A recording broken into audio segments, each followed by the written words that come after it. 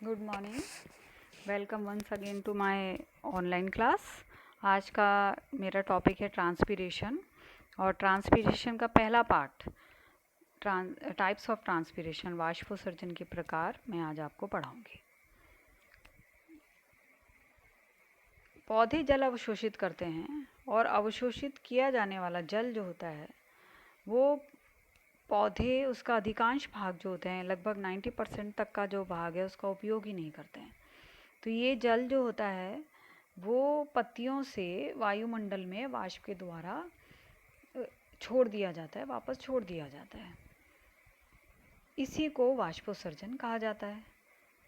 परिभाषा के रूप में अगर हम कहें तो पौधे के वायवीय भागों द्वारा जल का वाष्प के रूप में ह्रास या लॉस या वाष्पीकरण वाष्पोत्सर्जन कहलाता है। वाष्पोत्सर्जन की दर या रेट जो होती है वो अलग अलग पौधों में अलग अलग स्थानों पर अलग अलग होती है। एग्जाम्पल के रूप में अगर हम लें तो एक मरुस्थलीय पादप जो है वो 25 से 50 मिलीलीटर जल का लॉस करता है प्रतिदिन। इसके विपरीत एक फसली पौधा जो क्रॉप है, एक मेज़ का अगर हम उदाहरण लेते हैं तो वो एक दिन में 3 से 4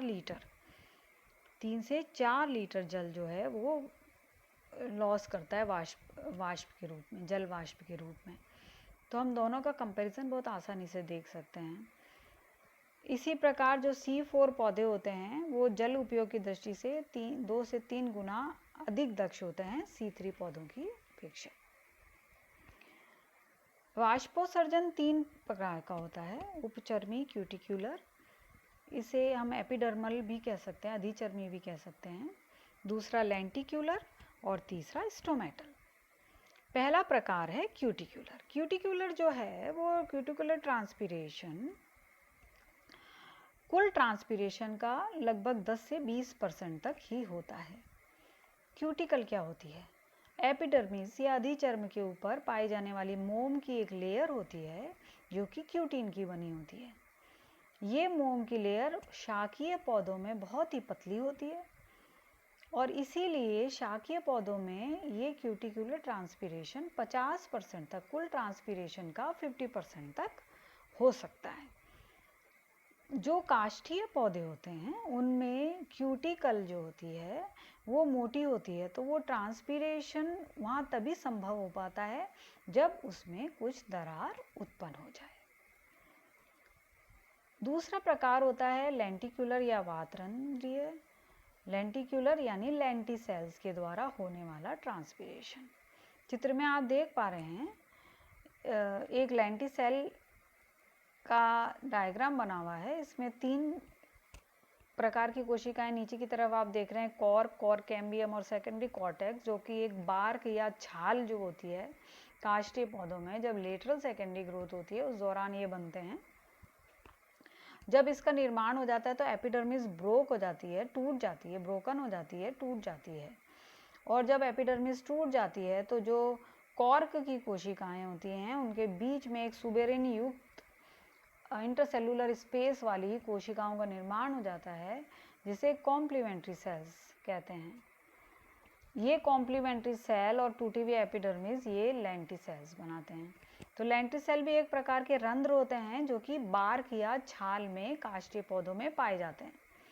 जब इनके द्वारा वाटर का लॉस होता है तो इनमें किसी प्रकार का रेगुलेशन नहीं होता, ना ये बंद और खुल नहीं पाते हैं, मतलब बंद होना और खुलना इस प्रकार का कोई रेगुलेशन इनमें नहीं होता है।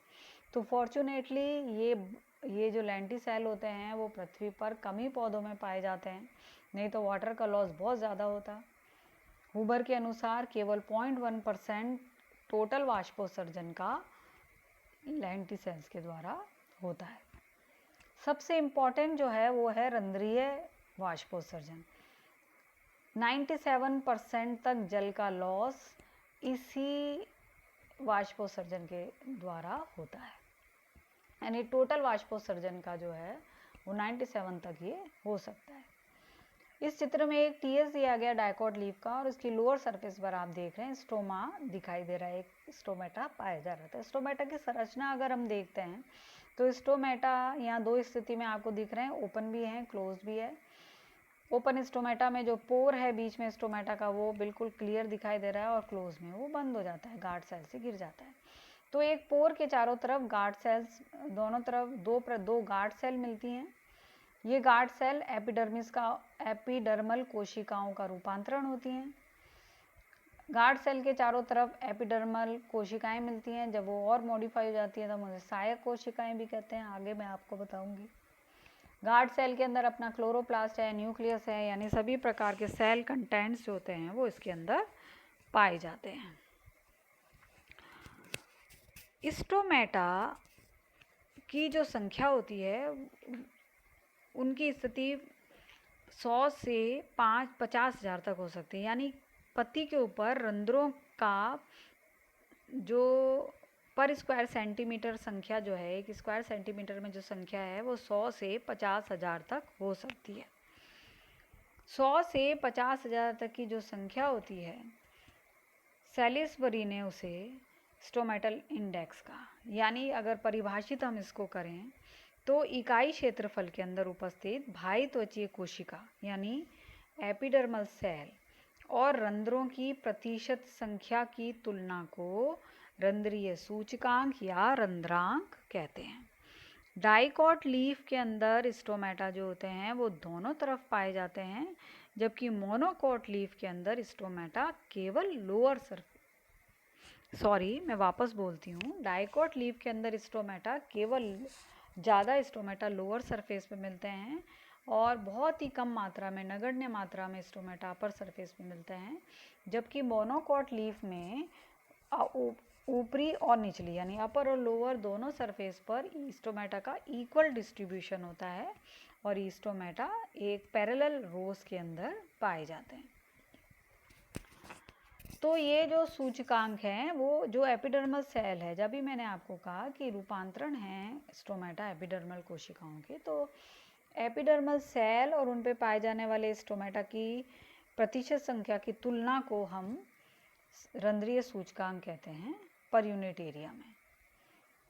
अगर सूत्र के रूप में हम देखें तो SI यानी स्टोमेटल इंडेक्स जो है वो इक्वल है S/E + S × 100 यानी हम इसकी प्रतिशत निकाल रहे हैं।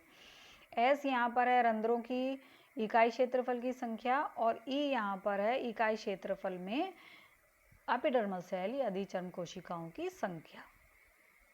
इस रंध्रीय सूचकांक की परिभाषा, उसका सूत्र को आप एग्ज़ाम के पर्पस से हमेशा याद रखें, क्योंकि 1 नंबर के क्वेश्चन में अक्सर ये प्रश्न पूछा जाता है। स्टोमेटा की फ्रीक्वेंसी यानी यूनिट एरिया में, पर यूनिट एरिया में जो जितनी संख्या उनकी मिल रही है उसे हम उनकी फ्रीक्वेंसी कह रहे हैं। पत्ती के ऊपर, पर्ण के ऊपर उसके जो टोटल सरफेस है उसका 1 से 2% क्षेत्रफल जो होता है वो स्टोमेटा घेरते हैं। जो वो स्टोमेटा घेरते हैं मतलब उतने स्टोमेटा पत्ती की सरफेस पर पाए जाते हैं। सैलिसबरी ने रंध्रों से के डिस्ट्रीब्यूशन से संबंधित कुछ महत्वपूर्ण तथ्य प्रस्तुत किए, जिसमें पहला यह है कि एक ही पर्ण जो होती है उसमें अलग अलग स्थानों पर रंध्रीय आवृत्ति जो होती है वो अलग अलग हो सकती है।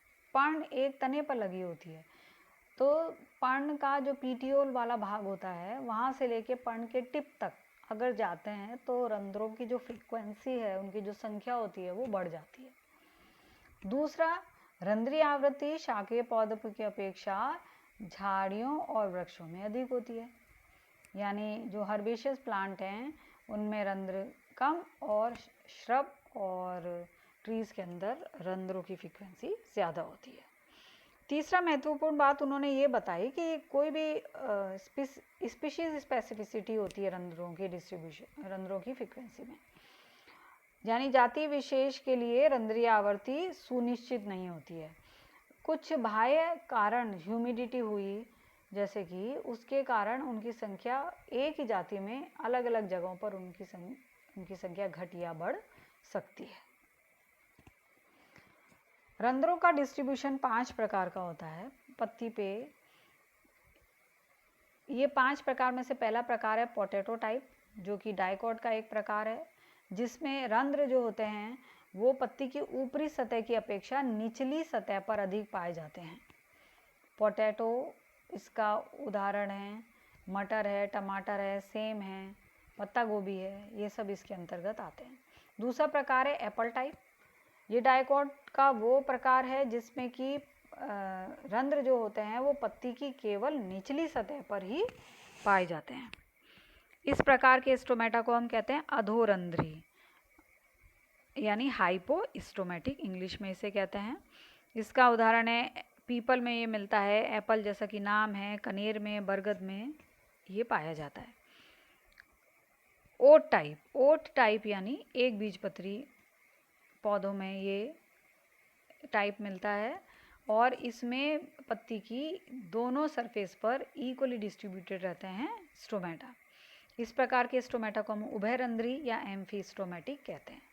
ये जितने भी टाइप्स आ रहे हैं, एपिस्टोमेटिक, हाइपोस्टोमेटिक, एम्फीस्टोमेटिक, इसकी परिभाषाएं आप हमेशा याद रखेंगे 1 नंबर क्वेश्चन के पर्पज से। पोटेमोगेटान टाइप और वाटर लिली टाइप दोनों ही वाटर में मिलने वाले यानी हाइड्रोफिटिक एंजियोस्पर्म्स की पर लागू होते हैं। पोटेमोगेटोन टाइप के अंदर वो पौधे हैं जो कि सबमर्ज्ड हैं, पानी के अंदर डूबे रहते हैं। जब पानी में डूबे रहते हैं तो उनमें वेस्टिजियल प्रकार के स्टोमेटा मिलते हैं या स्टोमेटा मिलते ही नहीं हैं। ऐसी कंडीशन को हम कहते हैं एस्टोमेटिक या अरंध्री। लास्ट टाइप है water lily type. Water lily type उन पौधों में मिलता है जो कि फ्लोटिंग होते हैं, जो तैरते हुए पौधे रहते हैं। ऐसे पौधों की पर्ण की जो निचली सरफेस है वो तो जल के संपर्क में रहती है और ऊपरी सरफेस जो होती है वो जल से दूर रहती है, उस पर जल नहीं मिलता है। तो ऐसी स्थिति में जो स्टोमेटा होते हैं वो केवल उनकी ऊपरी सरफेस पर पाए जाते हैं, एपिस्टोमेटिक कंडीशन मिलती है। उदाहरण के लिए कमल है, विक्टोरिया है, निम्फिया है, इसके अंतर्गत वाटर लिली टाइप में ये आते हैं। स्टोमेटा मोनोकॉट और डाइकॉट दोनों को मिलाकर 6 प्रकार के होते हैं। मैटकॉफ और चौक ने इन्हें 6 प्रकार में बांटा है। 4 प्रकार यहाँ पर आप देख रहे हैं द्विबीजपत्री में और 2 प्रकार एक बीजपत्री पौधों में मिलते हैं। जो द्विबीजपत्री पौधों में एनोमोसिटिक, एनिसोसिटिक, पैरासिटिक और डायसिटिक और एक बीजपत्री पौधों में डंबल शेप्ड और रेनिफॉर्म। तो सबसे पहले हम लेते हैं एनिमोसिटिक। एनिमोसिटिक स्टोमेटा को हम रेननकुलस टाइप भी कहते हैं। इनमें सहायक कोशिका यानी द्वार कोशिका के चारों तरफ पाई जाने वाली सहायक कोशिकाएं अनुपस्थित होती हैं और द्वार कोशिकाओं को एपिडर्मिस कोशिकाएं घेर के रखती हैं और वो भी इरेगुलर होती हैं। उनकी कोई निश्चित संख्या ऐसे कुछ नहीं है कि कितनी गार्ड सेल को घेरेंगे। उदाहरण के लिए तरबूज, हरी मिर्च वगैरह। दूसरा प्रकार है एनिसोसिटिक, जिसे क्रूसिफर प्रकार भी कहा जाता है। चित्र में आप देख रहे हैं द्वार कोशिकाएं ग्रीन कलर से और सहायक कोशिका ऑरेंज कलर से मैंने दिखाया है। इसमें 3 द्वार कोशिकाएं एक स्टोमा को घेरे हुए हैं और उनमें जो एक द्वार कोशिका होती है, दो द्वार कोशिका बड़ी और एक द्वार कोशिका छोटी होती है। इसका उदाहरण है सरसों, क्योंकि इसको इसलिए क्रूसिफर टाइप भी कहते हैं। तीसरा प्रकार है रूबिएसियस टाइप, रूबिएसियस प्रकार, जिसे हम पैरासिटिक प्रकार कह रहे हैं।